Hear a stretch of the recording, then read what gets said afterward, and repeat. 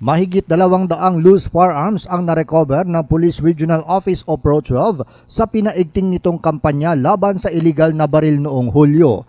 Ayon sa Pro-12, umabot sa 169 na operasyon ang isinagawa na nagresulta sa pagka-recover ng 214 na baril, kabilang ang 212 na small arms at 2 light weapons. Nasamsam din sa mga operasyon ang 2 explosive devices at 348 na mga bala, habang 31 katao ang inaresto dahil sa mga paglabag na may kaugnayan sa baril. Sa kabuuang 44 na sospek, 3 ang sumailalim sa kaukulang legal na proseso habang 10 pa ang pinaghahanap ng pulisya. Ayon kay Pro-12 Acting Regional Director Police Brigadier General Alan B. Manibog, ang bawat baril na ating na-recover ay nangangahulugan ng posibleng krimeng ating napigilan at buhay na ating nailigtas. Dagdag pa ni Manibog, patuloy na paiigtingin ng Pro-12 ang kampanya laban sa loose firearms sa pamamagitan ng mas mahigpit na operasyon, pakikipag-ugnayan sa komunidad at mahigpit na pagpapatupad ng batas upang mapanatiling ligtas at mapayapa ang SOCSARGEN.